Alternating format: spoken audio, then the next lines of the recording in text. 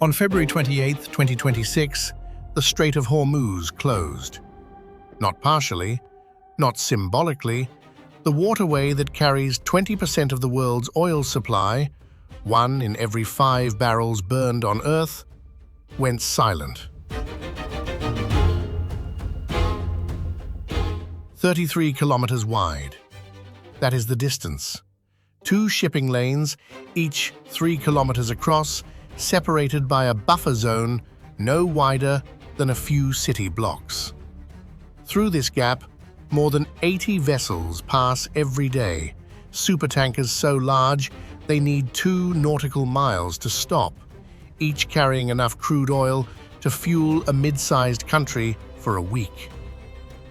On the morning of March 1st, the number of tankers broadcasting their position in the strait dropped to 0. 150 tankers anchored in open Gulf waters, waiting. Maersk, CMA-CGM, Hapag-Lloyd, 3 of the largest shipping companies on Earth, suspended all transits simultaneously.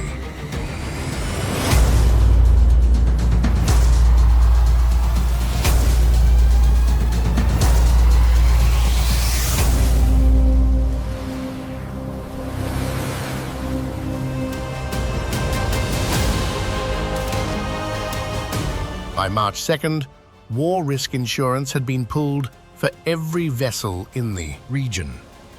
Without insurance, no tanker can legally sail. The strait was not just blocked by mines and patrol boats, it was blocked by paperwork. By March 4th, Iran's Revolutionary Guard had confirmed what the shipping world already knew. The strait was under their control. Any vessel attempting to pass would be set on fire. Brent crude, the global benchmark for oil, crossed $100 a barrel for the first time in 4 years. By March 12th, it reached 126. That is not a number that stays inside the energy market. It radiates. Airlines add fuel surcharges, trucking costs rise, grocery prices follow. The price of heating a home in Berlin or cooling one in Phoenix moves in lockstep with a gap of water most of their residents cannot find on a map. But the oil was only the beginning. Qatar, the world's second-largest exporter of liquefied natural gas, declared force majeure on all shipments. Saudi Arabia shut down Ras. Tanura, its largest refinery, capable of processing 550,000 barrels per day, and rerouted crude through a 700-mile pipeline to the Red Sea port of Yanbu.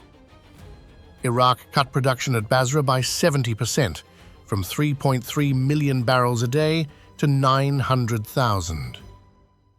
Urea prices rose 28% in 3 weeks. Urea is not oil. It is fertilizer, the foundation of industrial agriculture. Without it, spring planting across 3 continents was at risk.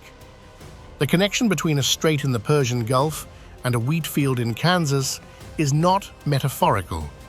It is chemical. It is logistical. And in March 2026, it was broken.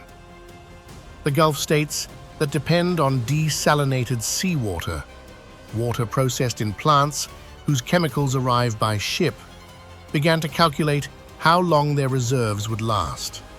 Bahrain, Qatar, the UAE, Kuwait, nations that turned desert into cities by converting the sea into drinking water, suddenly faced the arithmetic of supply chains they had built to be frictionless. When the ships stop, the water stops. 21 confirmed attacks on merchant vessels, over 2,000 vessels stranded, 20,000 seafarers unable to reach port or return home, 15,000 cruise ship passengers trapped at sea. Airports across the Gulf shut down. For the first time in modern history, both the Suez Canal and the Strait of Hormuz were simultaneously impassable. The largest energy supply disruption in history, larger than the 1973 Arab oil embargo, larger than the 1979 Iranian Revolution. And it was caused not by a superpower's army or a global alliance, but by fast attack boats, one-way drones, and sea mines deployed across 33 kilometers of shallow water. The downstream effects moved faster than the oil markets. South Korea, which imports nearly all of its crude through the strait, activated emergency reserves within 72 hours. Japan followed. European nations that had spent years diversifying away from Russian energy found themselves facing a second supply crisis in 4 years, this time with no alternative pipeline to turn to. India, which refines Iranian crude and re-exports it as diesel, saw its refineries begin to idle. In the shipping industry, the phrase "just in time" became a liability overnight. Global supply chains built on the assumption that 33 kilometers of water would always be open discovered what happens when that assumption fails. Container ships rerouted around the Cape of Good Hope, adding 12 to 14 days and hundreds of thousands of dollars in fuel costs per voyage. The world had already experienced a preview during the Suez Canal blockage of 2021, when a single grounded ship disrupted global trade for 6 days. Now, both choke points were compromised simultaneously. There was no workaround for the workaround. What happens to the world when 33 kilometers of water become impassable? The answer is not new. It is 500 years old. The Strait of Hormuz sits between Iran to the north and Oman to the south. On a clear day, standing on either shore, you can see the other side. The water is warm, shallow in places, deep blue in others. Fishing boats leave at dawn and return by midday. Dolphins surface between the wakes of cargo ships. The tides are gentle, the currents are manageable. It looks, from a distance, like a body of water that belongs to no one in particular. But beneath that surface lies a geography so specific, so narrow, and so impossible to replicate that every empire to control it has used the same strategy: charge for passage or deny it entirely. The Portuguese called it the cartaza. Iran calls it sovereignty. The logic has not changed in half a millennium, but has anyone ever actually tried to close this strait before? The answer begins not with oil, but with coral. On a small island in the mouth of the strait, an island most maps barely name, the rock itself is red. Hormuz Island.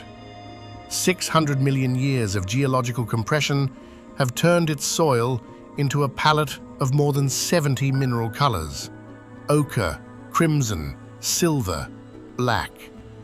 The earth crunches underfoot like powdered paint. Locals use the red soil to season fish, a condiment called gelac, mixed with sardines and spices and dried in the sun. Artists collect it for pigment. Geologists study it because rocks this old, this exposed, this chemically diverse are vanishingly rare on the Earth's surface. The island is only 42 square kilometers. It has no significant freshwater source. Its population has never exceeded a few thousand. And yet, for more than 2 centuries, it was the center of one of the wealthiest trading kingdoms in the medieval world. The Kingdom of Hormuz was founded in the 10th century on the Iranian mainland, but in 1301, its rulers made a decision that would define the strait's history for the next 700 years. Mongol raiders were pressing south. The kingdom's mainland capital at Minab was vulnerable, exposed on three sides, indefensible against cavalry. So they moved to the island. It was a calculation. The island had nothing, no water, no farmland, no timber. But it had position. Every ship entering or leaving the Persian Gulf had to pass within sight of it, and whoever sat on that island controlled the gate. Within decades, the Kingdom of Hormuz became the richest port in the Indian Ocean trade network. Pearls from Bahrain, horses from Arabia. Arabian horses were so valuable that a single stallion could sell for the price of a house. Spices from India, silk from China, African ivory, Yemeni incense. All of it passed through Hormuz. The island had no natural resources of its own, so it imported everything, including its drinking water, carried across from the mainland in goatskin bags. And still, it thrived. Marco Polo visited in the late 13th century and described it as the busiest trading hub he had ever seen. Ibn Battuta followed in the 14th century and called it a city where merchants from every corner of the world came to trade. The kingdom collected customs duties on every cargo. It charged anchorage fees. It taxed the movement of goods across its docks.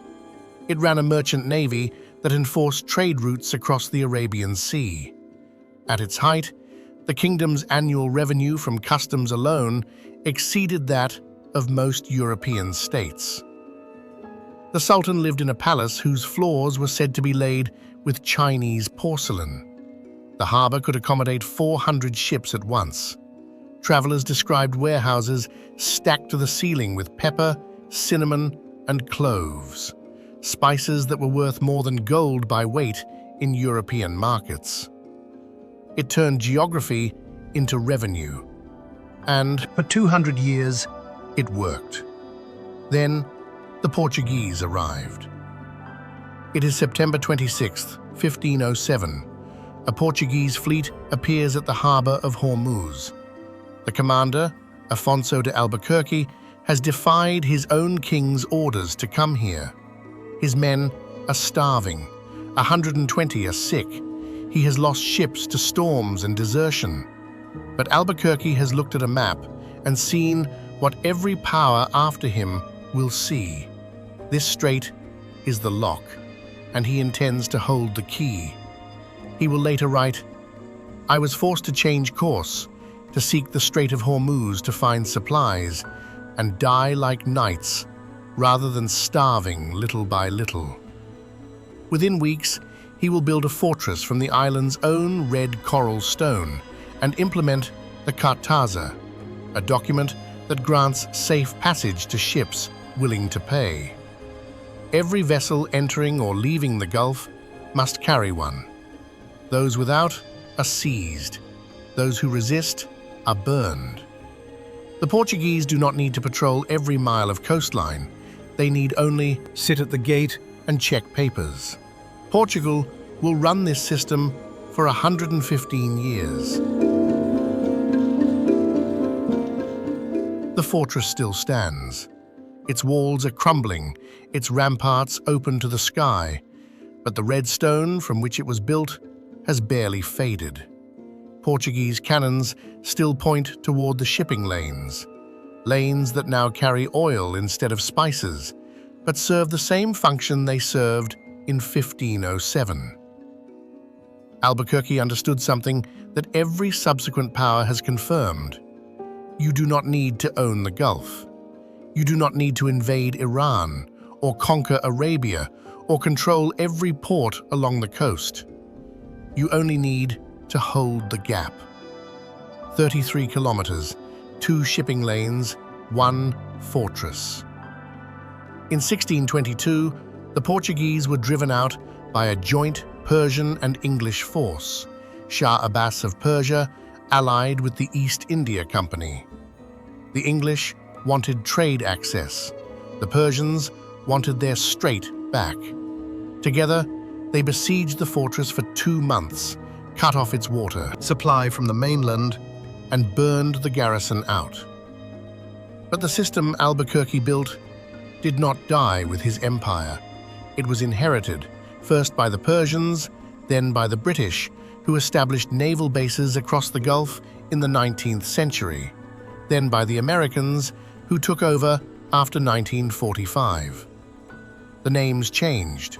The cartaza became a patrol route, then a naval doctrine, then a foreign policy. The strait stayed the same. 500 years ago, the Portuguese charged ships for safe passage through Hormuz.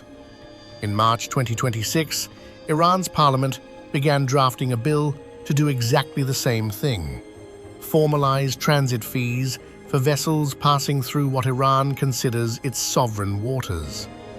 The bill's language frames the strait not as an international waterway, but as Iranian territory requiring sovereign permission to transit.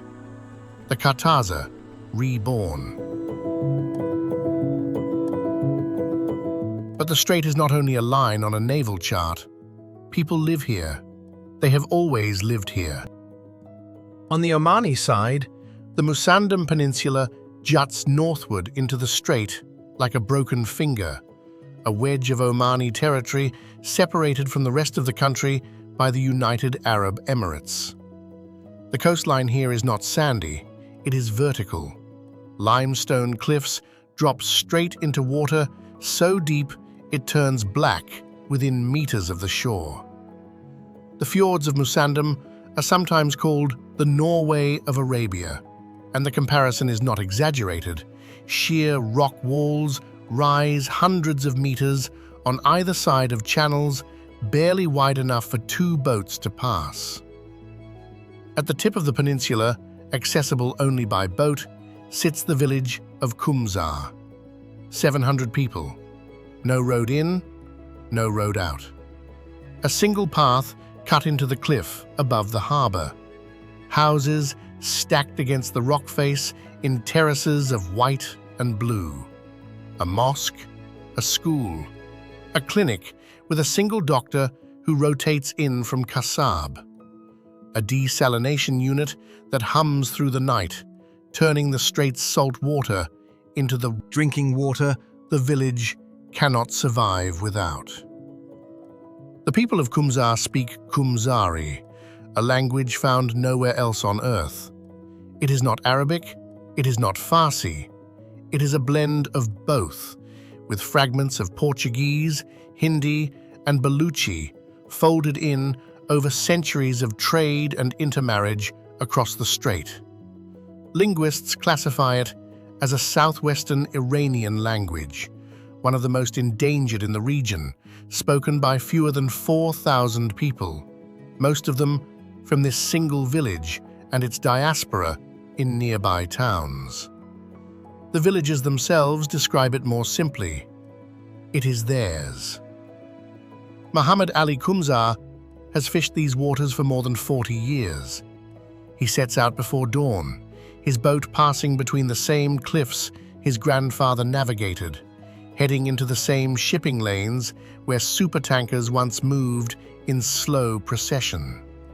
He knows the currents the way a farmer knows soil, which channels run warm in winter, where the sardines school in April, which rocks to avoid when the tide drops below a certain mark on the harbor wall. Kumzari has no written form, he says. It is passed down orally, from elders to children. His children are leaving. The younger generation moves to Kasab, to Muscat, to cities where there are jobs that do not depend on the tide. The language travels with them, but it thins. In Muscat, their children speak Arabic at school, Arabic with friends, and Kumzari only at home, if they speak it at all. Fewer choose to stay and fish, he says, but that is not something to mourn. Education is more important. What does it mean to live your entire life inside the most strategically important waterway on Earth, and measure your days not by geopolitics, but by tides? He does not follow oil prices. He does not read shipping forecasts. The tankers that passed his windows every morning were background, the way traffic is background to someone who lives beside a highway. He noticed them the way you notice weather. They were simply there. Now they are not. Since late February 2026, the shipping lanes visible from Kumzar have been empty. The supertankers are gone. In their place, warships, patrol boats, the sound of helicopters where there used to be the low hum of diesel engines moving at 12 knots. At night, searchlights sweep the water, where his grandfather saw only stars reflected on a calm sea. Muhammad still fishes. The tides have not changed.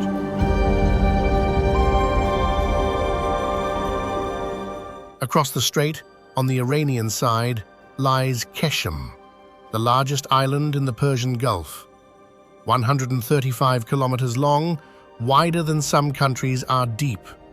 It is a UNESCO Global Geopark, and the title is not honorary. The geology here is active, exposed, and in some places, actively growing. Namakdan's salt cave stretches more than 6 kilometers into the earth, the longest salt cave ever measured. The salt is not ancient in the way most caves are ancient.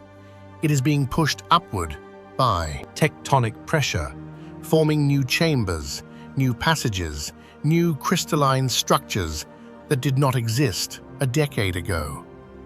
The cave breathes.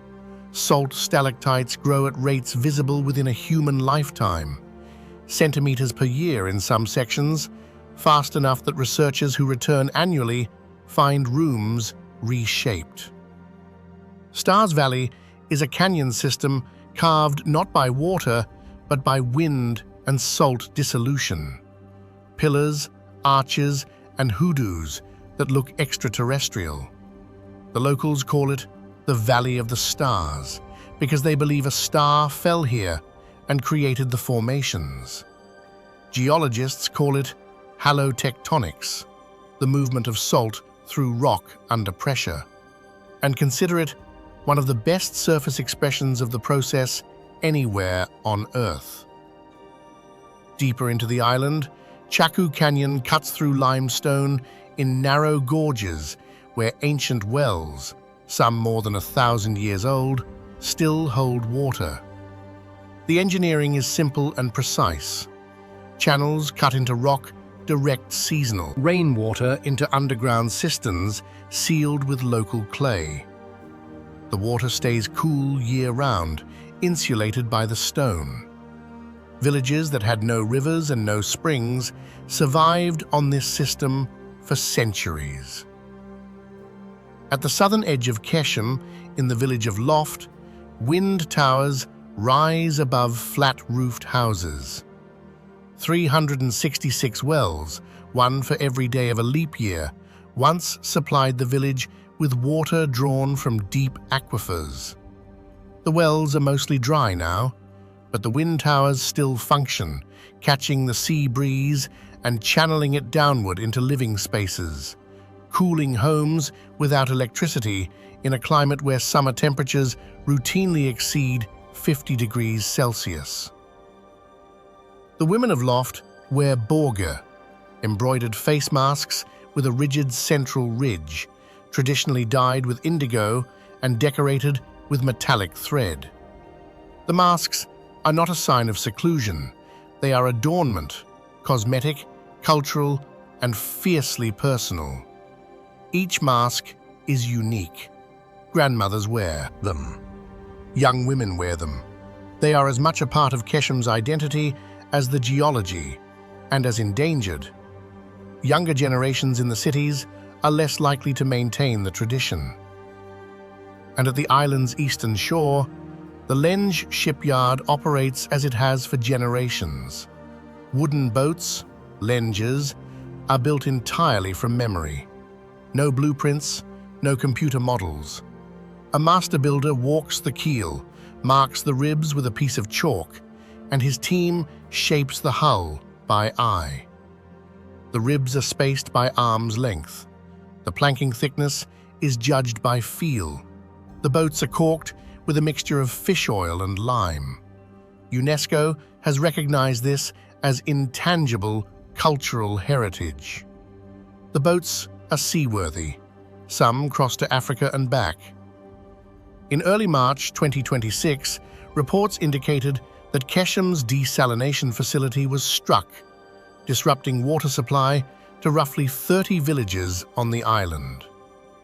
The people who build ships without blueprints and cool their homes without electricity were, for a period, without drinking water, because of a war fought over the passage their island overlooks.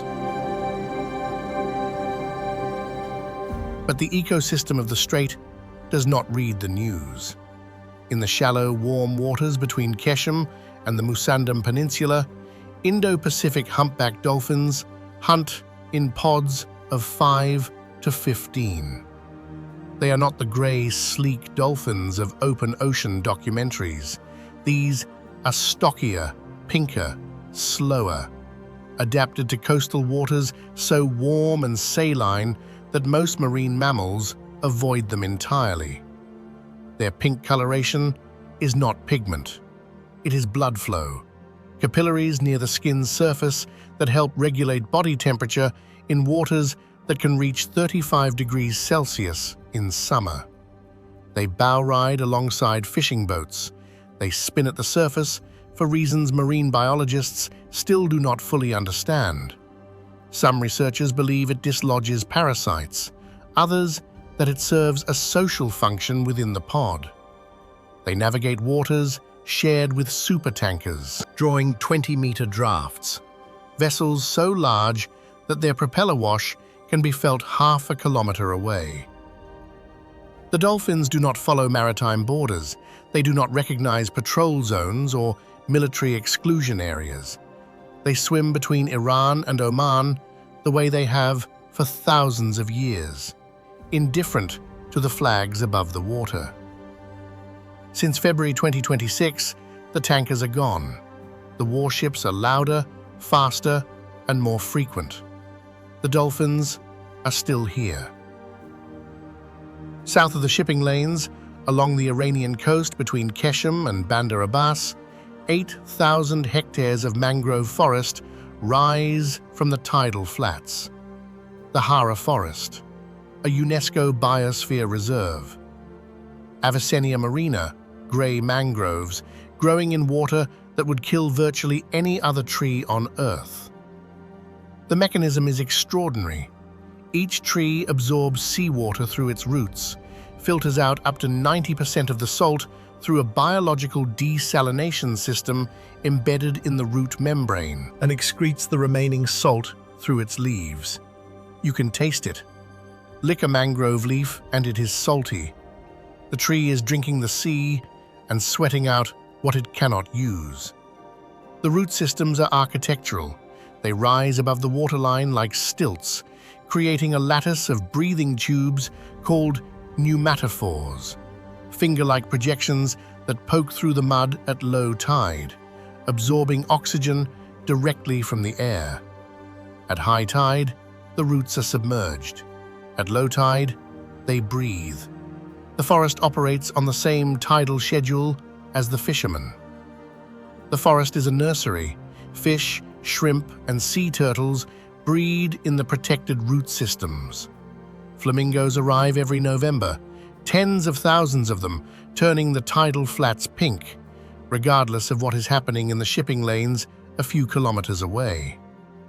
Herons stalk the shallows. Mud crabs scuttle between pneumatophores. The biodiversity per square meter rivals coral reefs.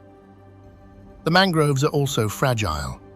A single oil spill, even a small one, can coat root systems that took centuries to establish. Oil blocks the pneumatophores through which the trees breathe. Without those pores, the desalination system fails. The tree dies, the nursery collapses, the fish leave, the shrimp disappear.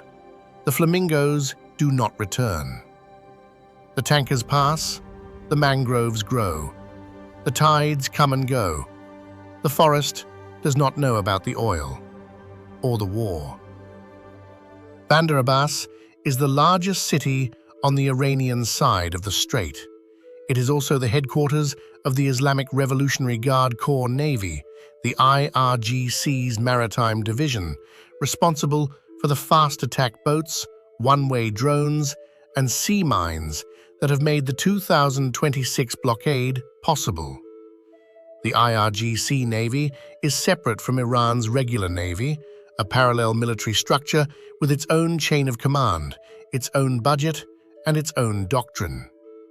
Its commander until March 26th was Alireza Tangsiri, who spent years positioning assets along the coast. Specifically for this scenario, the closure of the strait as a response to an existential attack. The city operates in a way that defies easy categorization. The fish market opens at 4 in the morning, 100 meters from the naval base. Fishermen unload their catch on the same harbor wall where military patrol boats are refueled. The smell of grilled fish mixes with diesel exhaust. Children walk to school past checkpoints.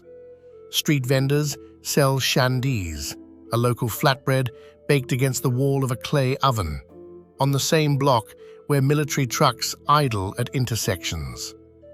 The war is not separate from daily life here. It is daily life. Satellite imagery from early March 2026 showed explosions and structural damage across Bandar Abbas, the result of American and Israeli strikes targeting military infrastructure. The strikes were precise. The fish market was not hit, but the people who work in it heard every impact. The windows of apartments overlooking the harbor shook. The sound carries across water with a clarity that land absorbs. In summer, Bandar Abbas is one of the most oppressive environments in southern Iran. Humidity levels that make the air feel like wet cloth, temperatures that push past 50 degrees. The strait's geography traps moisture against the coast, creating a microclimate that even residents describe as suffocating. The Persian word they use, damsho, describes a specific kind of heat that is not just hot, but heavy, pressing down on the body like a physical weight. And yet, over 1 million people live here. They have lived here for centuries because the strait provides fish, trade, employment. The same geography that makes it a choke point makes it a livelihood. 80 kilometers east of Bandar Abbas, across the water, the Omani town of Kasab sits at the head of Musandam's deepest fjord. A Portuguese castle, built in the 17th century, smaller and less famous than the one on Hormuz Island, overlooks the harbor.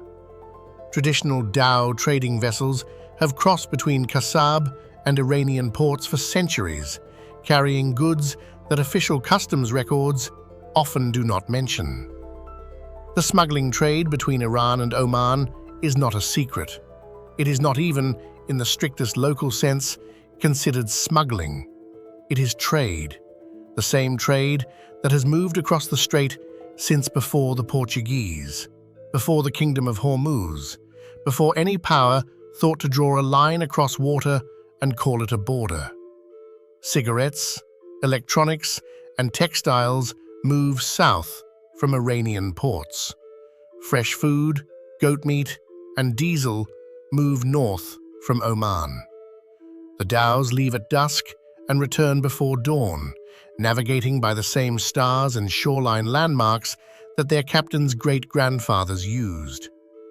Omani customs officers know the schedule. Iranian coastal guards know the routes. The commerce persists because both sides benefit, and because trying to stop trade across a 33-kilometer strait has never worked for any power that has attempted it. The Portuguese tried, the British tried. Both eventually accepted that some trade flows like water. It finds a way around every barrier. In the hills above Kasab, the road climbs to Jebel Harim, the Mountain of Women, named for the tradition that women and children sheltered on its slopes during times of coastal raids. At 2,000 meters, the summit offers something improbable: marine fossils embedded in limestone. Shells, coral fragments, and the impressions of sea creatures pressed into rock that now sits a vertical mile above the waterline. You can pick up a stone on the summit and find the outline of an organism that lived on a shallow seabed when these mountains were underwater, tens of millions of years before the first human crossed this strait in a boat.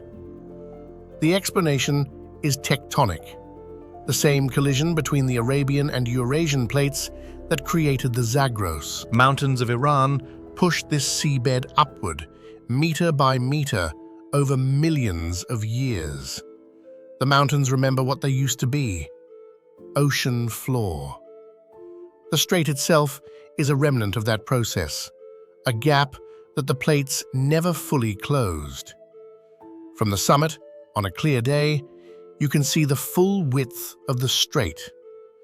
Tanker traffic, when it exists, is visible as a slow procession of dark shapes moving through blue water. In March 2026, the view was different.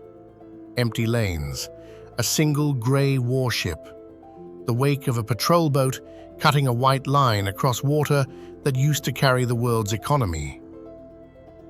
Halfway down the coast, a small rocky outcrop sits in the strait, Telegraph Island. In the 1860s, the British established a telegraph relay station here, connecting London to India via undersea cable. The operators lived on bare rock in extreme heat, isolated from all contact except Morse code. Many went mad. The phrase, "going round the bend," meaning to lose one's sanity, is said to originate from the experience of watching ships disappear around the headland of the island, knowing no relief was coming. The cable is gone. The relay station is rubble. But the phrase survives, another thing the strait has contributed to the world without the world knowing its source.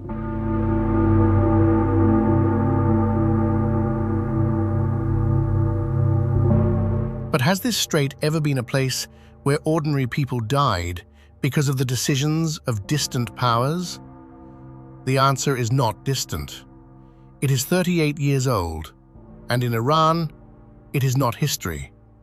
It is a wound. Between 1984 and 1988, during the Iran-Iraq War, both sides adopted a strategy that turned the strait and the wider Persian Gulf into a killing field for civilians. They attacked each other's oil tankers. They attacked neutral tankers. They attacked any vessel carrying cargo that might benefit the enemy, which meant in practice almost any vessel on the water. Over 500 merchant ships were hit. The attacks were indiscriminate in their targeting and precise in their geography. Both sides knew exactly where the shipping lanes were, exactly when tankers would pass, and exactly which weapons would penetrate a double hull. Civilian sailors from dozens of countries, the Philippines, South Korea, India, Pakistan, Greece, were killed simply because their ships carried oil through these waters. Their names rarely appeared in Western newspapers. They were collateral in someone else's war, dying in a strait they had no stake in controlling. The United States intervened in 1987 with Operation Earnest Will. The U.S. Navy escorted Kuwaiti oil tankers through the strait under American flags. Kuwaiti tankers were re-registered as American vessels to justify the protection. The legal fiction was transparent. The message was not, the United States would not allow the strait to close. On April 18, 1988, the confrontation escalated. Operation Praying Mantis, the largest American naval engagement since the Second World War, was fought in these same waters. The battle began after the frigate USS Samuel B. Roberts struck an Iranian mine, tearing a 5-meter hole in the hull and injuring 10 sailors. The US Navy responded with overwhelming force, destroying 2 Iranian oil platforms that doubled as military observation posts, sinking the frigate Sahand, the gunboat Joshan, and multiple armed speedboats. The Sahand burned for hours, visible from both shores of the strait. Iran lost a significant portion of its naval capability in a single afternoon. The message was clear. The United States would fight to keep the strait open. The cost would be borne by whoever stood in the way. 3 months later, the event that would define Iran's relationship with the strait, and with every Western navy that has patrolled it since, occurred. And it would prove that the cost was not always borne by combatants. It is July 3rd, 1988, a Sunday morning. Iran Air Flight 655 has just taken off from Bandar Abbas Airport, the same airport that overlooks the strait. 290 people are aboard. Families, children. 66 of the passengers are under 18. Most are pilgrims heading to Mecca via Dubai. The flight is 7 minutes old. The aircraft is climbing through 13,500 feet on a scheduled commercial route. Airway Amber 59, a route the US Navy has full documentation of. Below, in the strait, the USS Vincennes, an Aegis-class guided missile cruiser, tracks the aircraft on radar. 2 SM-2 missiles are fired. Every person on board is killed. The youngest passenger is 2 years old. The United States Navy initially claimed the aircraft was an Iranian F-14 fighter jet descending toward the ship in an attack profile. Subsequent investigation established that Flight 655 was climbing, not descending. It was transmitting on civilian transponder frequencies. It was on a published commercial route. The aircraft's identification as civilian was available to the Vincennes crew through standard military databases. The captain of the Vincennes, William C. Rogers III, received the Legion of Merit. The crew received Combat Action Ribbons.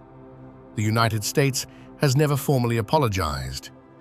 In 1996, the US agreed to pay $131.8 million in compensation to the victims' families, without admitting legal liability or fault. In Iran, July 3rd is a day of national mourning. Flowers are left at the memorial in Bandar Abbas every year. The memorial looks out over the same water where the tankers pass, or used to pass. Every Iranian who grew up after 1988 learned about Flight 655 in school. The strait is not abstract to them. It is a place where their people died at the hands of the Navy that now calls itself the guarantor of the strait's security. This, more than any strategic doctrine, more than any diplomatic failure, is why Iran views Western naval presence in the strait as an existential threat rather than a security guarantee. The memory of Flight 655 is not geopolitics. It is personal.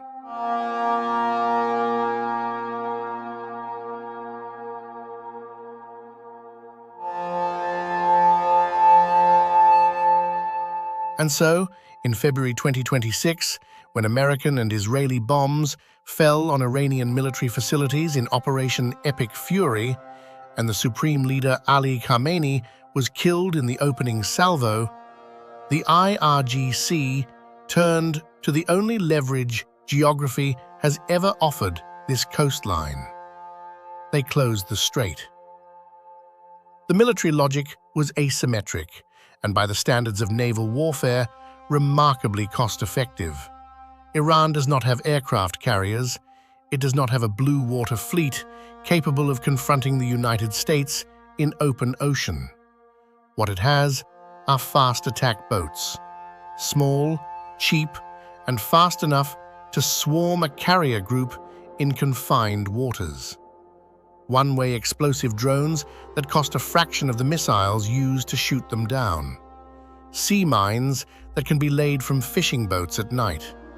And a coastline that sits directly above the shipping lanes, giving every shore battery and mobile launcher a clear line of fire at vessels that cannot maneuver in water this narrow. The geography is the weapon. An aircraft carrier costs $13 billion. A fast attack boat costs less than a luxury car. In a 33-kilometer strait, the math favors the cheaper option. The US deployed GBU 72 5,000-pound penetrator munitions against underground missile silos along the Iranian coast. A 10-attack aircraft targeted fast-attack watercraft. Apache gunships hunted one-way drones. 2,500 additional Marines were dispatched to the region. On March 19th, the US began an aerial campaign to physically reopen the strait. Iran reported that 16 commercial boats at Bandar Lenge port, a fishing town west of Bandar Abbas, were completely destroyed by American strikes. The boats were not military. They were fishing vessels and cargo dhows, destroyed because they shared a harbor with IRGC assets. The death toll by late March exceeded 2,000 across all fronts. Iran's own authorities acknowledged 1,937 dead. Independent monitoring by the human rights activists' news agency estimated the true figure at over 3,300, including more than 1,500 civilians and at least 228 children. On February 28th, the same day the strikes began, a school in Minab, a town south of Bandar Abbas, the same town where the Kingdom of Hormuz had its mainland capital 700 years earlier, was hit. 175 people were killed. Most were girls. 13 American service members were killed, 200 to 300 wounded. 19 Israeli civilians died. 25 people were killed across the Gulf states, in the UAE, Bahrain, Oman, Kuwait, and Qatar. In Lebanon, where Hezbollah opened a second front, more than 770 people were killed and 830,000 displaced. On March 9th, President Trump announced his intent to seize control of the Strait of Hormuz. On March 15th, he called on allied nations, Germany, Spain, Italy, the United Kingdom, Australia, Japan, South Korea, to contribute military forces to reopen the waterway. Every one of them refused. On March 22nd, 22 nations signed a statement declaring their willingness to plan a mission. Planning and executing are different verbs. The UAE was the only Gulf state to declare participation. The strait remained closed. On March 26th, Israel announced it had killed Alireza Tangsiri, the IRGC Navy commander who had overseen the blockade from the beginning. And on the same day, Iran made a move that Afonso de Albuquerque would have recognized immediately. Selective passage. Ships from China, Russia, India, Iraq, Pakistan, Malaysia, and Thailand were permitted through the strait. Western allied vessels remained blocked. Iran's own oil exports to China continued at approximately 2.1 million barrels per day, slightly above pre-crisis levels. Chinese-flagged tankers moved through the same lanes where Western tankers had been attacked days earlier. The message was not subtle. The strait was not closed because Iran lacked the ability to keep it open. It was closed because Iran chose who could use it. The strait was not closed to everyone. It was closed to some. The cartaza had returned, not as a piece of paper issued by a Portuguese fortress, but as a geopolitical filter applied by a nation that had learned 5 centuries after the First Empire tried it, that the person who controls the gap does not need to close it entirely. They only need to decide who gets through. The following day, Iran allowed humanitarian cargo and fertilizer shipments to pass. Iran's parliament continued drafting legislation to formalize transit fees for all vessels. The conditions Iran set for full reopening were specific: guaranteed reparations for the strikes and formal recognition of Iranian sovereignty over the strait. 500 years, the same 33 kilometers, the same strategy. On March 21st, Trump issued a 48-hour ultimatum: open the strait or the United States would strike Iranian power plants. Iran doubled down, threatening to close the waterway completely. The deadline was later extended by 10 days to April 6th. By late March, shipping analysts assessed that routine transit through the Strait of Hormuz was unlikely to resume for the remainder of 2026. The International Energy Agency coordinated a record release of approximately 400 million barrels from global strategic petroleum reserves, the largest coordinated drawdown in the agency's history. It was not enough. The reserves buy time. They do not replace a strait. On the islands, in the villages, in the fishing harbors and the fjords, the people who have lived inside this geography for centuries watched the same water they have always watched.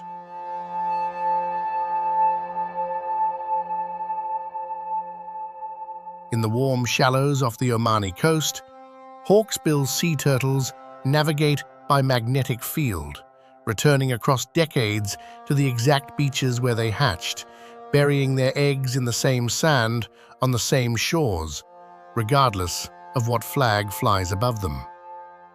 A female hawksbill may travel thousands of kilometers through open ocean, feeding on sponges along coral reefs from East Africa to the Maldives, and return to a beach no larger than a tennis court, the precise stretch of sand where she herself emerged as a hatchling 20 or 30 years earlier. They are critically endangered. Their shells, tortoise shell, were traded across the same routes that the Kingdom of Hormuz once taxed. Japanese craftsmen carved them into hair combs and spectacle frames. The trade was banned internationally in 1973, but populations have never recovered to pre-exploitation levels. Now, the Persian Gulf's warming waters are creating a new threat. Sand temperature during incubation determines the sex of the hatchlings. Higher temperatures produce more females, fewer males. The imbalance is measurable and accelerating.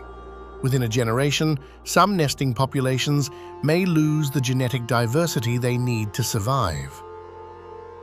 The turtles have nested on these islands since before any empire claimed the strait. They do not know about the oil.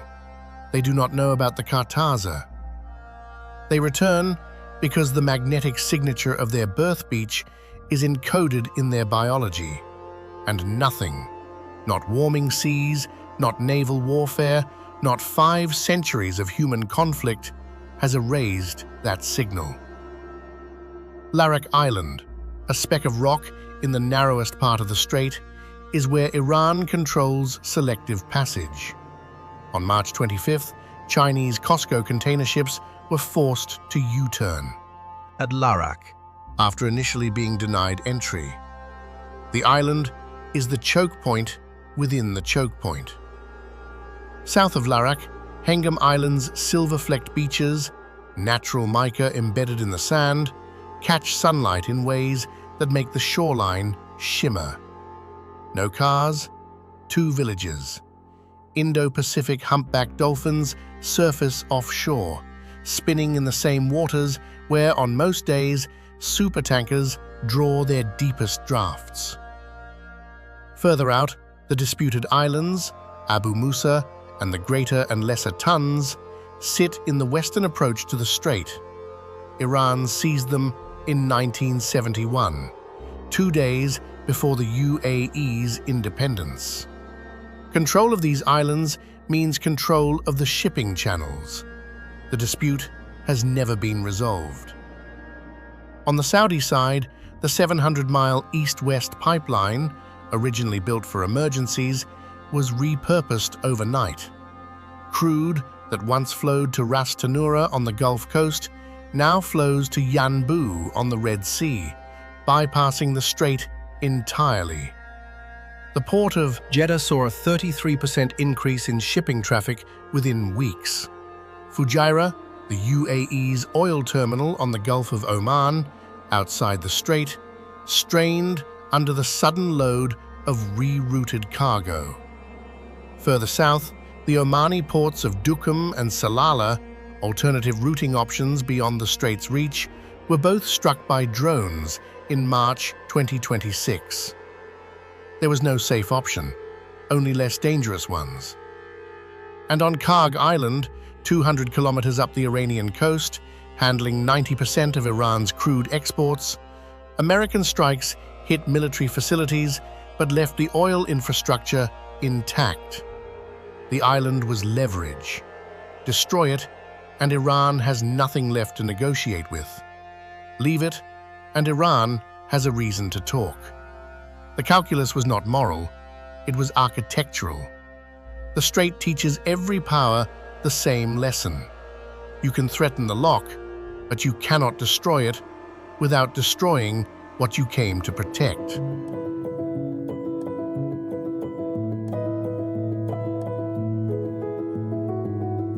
The Strait of Hormuz has been held by the Portuguese, patrolled by the British, secured by the Americans, and closed by Iran. Each believed they understood what this water was for. Each was eventually replaced. The fishermen of Qumzar were here before all of them. Their village has no written history because their language has no written form. Their boats were built without blueprints, their nets cast without sonar. Their roots learned not from charts, but from the memory of fathers who learned from their fathers. They have never controlled the strait. They have never tried. They are the only people who have never treated this water as a weapon, a commodity, or a strategic asset. To them, it is simply home. They have watched the Portuguese fortress crumble. They have watched British telegraph operators arrive and leave.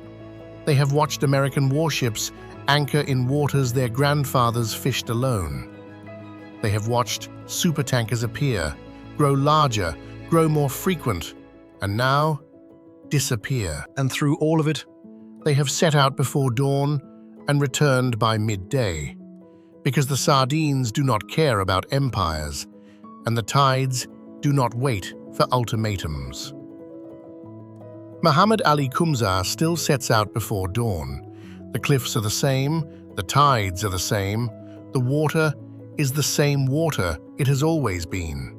33 kilometers of warm, shallow, extraordinarily consequential sea. His boat is smaller than the smallest patrol vessel in the strait. His catch will feed his family and a few neighbors.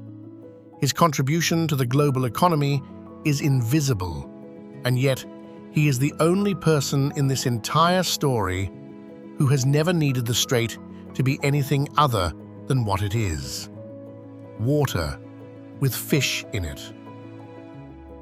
In the mangrove forest, the flamingos will arrive in November. The trees will drink the sea and sweat out the salt. The dolphins will surface and spin.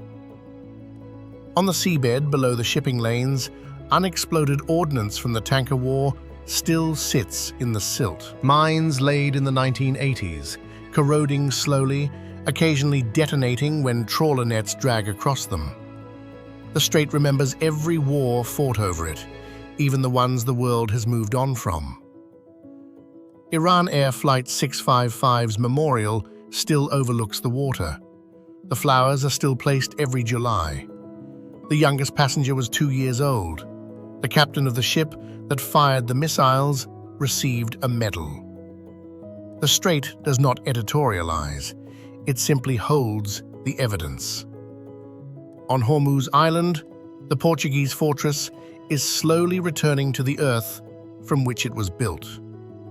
The red coral stone dissolves a little more each monsoon season. No one maintains it. No one needs to. The fortress made its point 5 centuries ago, and every power since has understood the lesson without needing the walls to stand. The people of Kumzar still speak a language that exists nowhere else.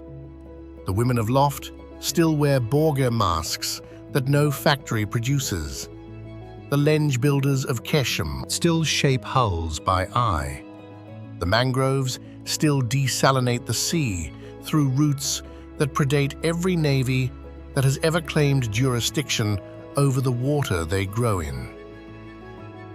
By late March 2026, the situation had settled into a pattern that no one could resolve and no one could sustain. The Strait was selectively open to Iran's allies, closed to everyone else. Oil was flowing to China. It was not flowing to Europe, Japan, South Korea, or the United States. The global economy was reorganizing itself around a gap in the water that a Portuguese general identified as the most valuable piece of geography on Earth more than 500 years ago. 2,000 vessels sat at anchor, waiting. 20,000 seafarers sent messages home from ships that could neither advance nor retreat. Shipping analysts drew maps with arrows showing alternative routes around Africa, through the Arctic, across pipelines that did not yet exist. Every alternative was longer, more expensive, and insufficient. The Strait is not a convenience, it is a dependency. And in 2026, the world discovered what every fisherman in Kumzar already knew. You do not control water, you live with it. The Portuguese controlled this strait for 115 years. The British patrolled it for decades. The Americans have secured it since 1945. Iran has closed it for 29 days. The fishermen of Kumzar have been here for 700 years. They were here before all of them. They will be here after. If this documentary gave you something to think about, consider subscribing to the channel. Thanks for watching, and see you on the next journey.